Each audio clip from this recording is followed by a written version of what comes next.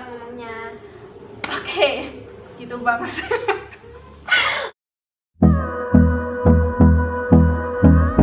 Assalamualaikum warahmatullahi wabarakatuh. Welcome back to my channel, and how are you today? I hope kalian dalam keadaan baik-baik saja. So, please jaga kesehatan kalian dan diusahakan kalian stay at home dulu ya. Kalau memang kalian benar-benar keluar itu nggak ada kepentingan sama sekali, memang lebih baik di rumah dulu aja. Oke, so di video kali ini gue akan menjawab beberapa pertanyaan dari kalian. Jadi ini adalah Q&A yang kedua ya di Diana Talks. Nah, jadi sebelumnya seperti biasa gue buat story gitu di Instagram. Jadi mereka memberikan beberapa pertanyaan. So, selagi gue bisa jawab, ya akan jawab ya. Dan gue buat video ini tuh gue sempetin di sela-sela kesibukan gue. Tetapi apa sih yang gak buat kalian? So, jangan lupa like and subscribe. Langsung aja pertanyaan yang pertama. Butuh berapa lama kak belajar Inggris biar bisa lancar ngomongnya? Oke, gitu banget. Oke, so butuh berapa lama belajar bahasa Inggris? Jadi gue akan jawab semua pertanyaan dari kalian itu berdasarkan pengalaman gue sendiri ya, gengs. Nah, untuk yang pertama dari pertanyaan tadi ya, butuh berapa lama belajar bahasa Inggris? Nah, based on my experience, jadi berdasarkan pengalaman gue sendiri, kurang lebih tuh minimal belajar selama 1 tahun. Entah itu gue belajarnya lebih ya. Nah, karena kalau hanya 2 minggu atau 1 bulan tuh it's not enough. Itu nggak cukup, oke? Dan gue selalu bilang ini di video-video sebelumnya juga ya, bahwa karena banyak banget kayak mereka tuh berpikir oh 2 minggu atau 1 bulan tuh udah cukup untuk membuat Inggris kita tuh lancar. Ini faktanya itu masih belum cukup. Tapi setidaknya selama 2 minggu sama 1 bulan itu kita belajar, kita dapat kayak mungkin vokal baru, atau mungkin kita tahu bahwa di speaking kita nggak boleh seperti ini dan sebagainya kayak gitu. Oke? Jadi semua itu butuh proses. Jadi nggak ada yang instan. Kita kalau sama ingin belajar sesuatu itu kita harus sabar dan butuh waktu yang cukup lama juga ya, apalagi belajar bahasa baru. Nah, begitu pun juga belajar bahasa Inggris. Jadi memang minimal 1 tahun lah, atau lebih ya, it's better, malah lebih baik kayak gitu. Oke? Langsung aja ya, yang pertanyaan kedua. Lebih baik belajar grammar atau speaking dulu nih? Oke, belajar grammar dulu atau speaking dulu? Sebenarnya ini tergantung kalian ya, kebutuhan kalian. Kalau kalian ingin fokus on study about grammar dulu seumpamanya, ya kalian nggak apa-apa belajar grammar dulu. Tapi kalau kalian ingin fokus belajar speaking, ya kan bisa belajar speaking dulu. Jadi tergantung kebutuhan kalian sih, friends. Kalau kalian butuh grammar dulu, ya kan kalian belajar grammar dulu. Kalau pengen speaking, ya speaking dulu. Nah, tetapi kalau dari gue sendiri, dulu gue belajarnya speaking sih, belajar speaking dulu. Karena memang gue pengennya sih fokus ke speaking gue itu biar lebih baik dari sebelumnya gitu.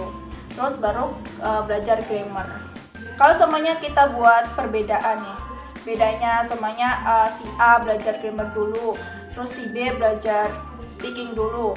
Ketika mereka start to speak English, ngomong bahasa Inggris ya, pasti yang lebih lancar tuh yang belajar speaking dulu. Nah, beda sama yang grammar. Meskipun yang belajar speaking ini tuh grammarnya masih kurang tepat ya, tetapi dia bisa lebih enak ngomong speakingnya. Beda dengan yang grammar. Kalau sama yang grammar dulu belajarnya, dia memang bagus strukturnya di dalam speaking tersebut, tetapi agak terbata-bata. Terbata-batanya kayak karena dia udah fokus grammar dulu ya. Kalau semuanya dia mention yesterday I eat rice. Kok yesterday pakai it sih, harusnya kan at.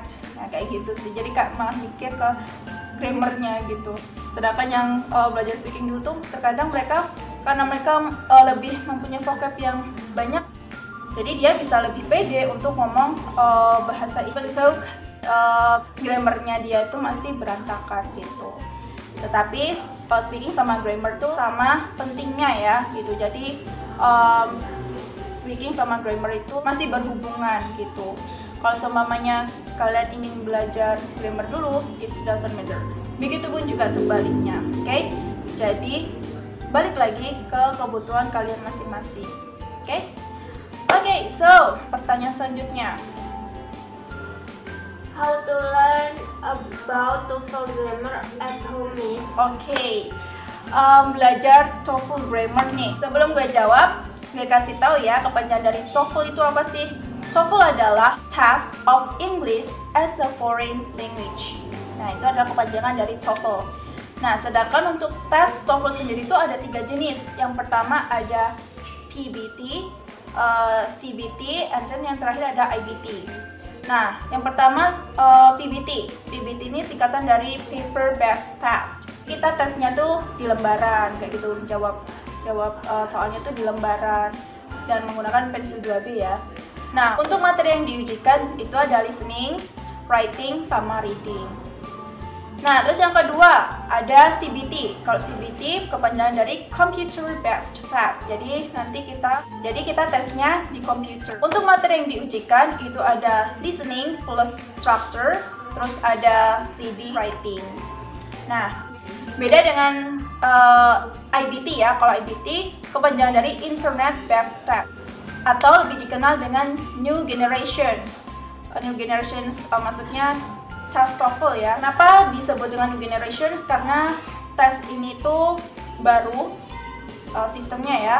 Jadi nanti kita langsung tesnya tuh di internet, jadi online kayak gitu. Dan untuk materi yang diujikan adalah listening, speaking, writing, sama reading. Tuh. Itu tadi adalah kepanjangan dari TOEFL dan jenis tesnya. Tes TOEFL ini sangat penting untuk seseorang yang ingin melanjutkan studinya tuh di luar negeri atau di negara-negara lain. Jadi kalian yang punya rencana ingin melanjutkan sekolah kalian di luar negeri, nah TOEFL test ini sangat penting buat kalian. Jadi kalian bisa mulai belajar mungkin dari structure, grammarnya, terus speaking. Atau kalian juga bisa cek di video sebelumnya, gue rekomendasikan aplikasi tuh yang cocok banget buat persiapan TOEFL test. Jadi aplikasi itu tuh bagus banget.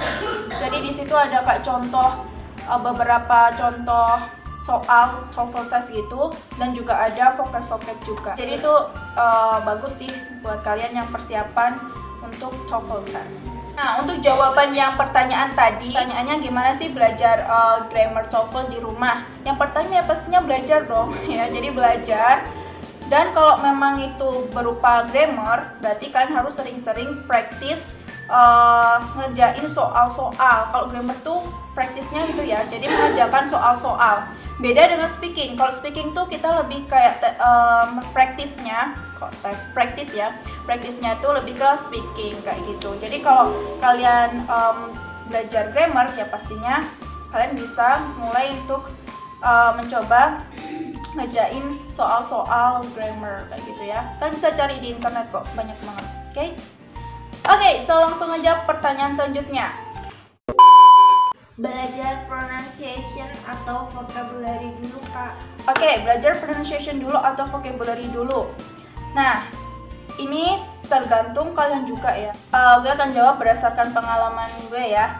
Kalau dulu gue tuh belajar vocab dulu. Vocab tapi juga pronunciation. Jadi gue belajarnya langsung 2 materi itu, vocab sama pronunciation. Tapi setiap orang berbeda-beda ya. Jadi ada yang orang yang dia tuh bisa belajarnya fokus dulu 1 materi, ada yang langsung dua-duanya. Nah, tapi kalau gue sih dua-duanya itu langsung, jadi belajar vocab sama pronunciation langsung gitu.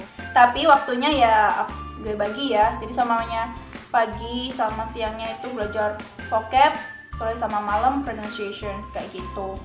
Tetapi kalau kalian ingin belajar vocab dulu ya nggak apa-apa. Nah, kalau gue sendiri kan vocab dulu tuh, baru ke pronunciation kan gitu. Jadi kalau dari pengalaman gue sendiri, gue belajar vocab dulu, baru pronunciation.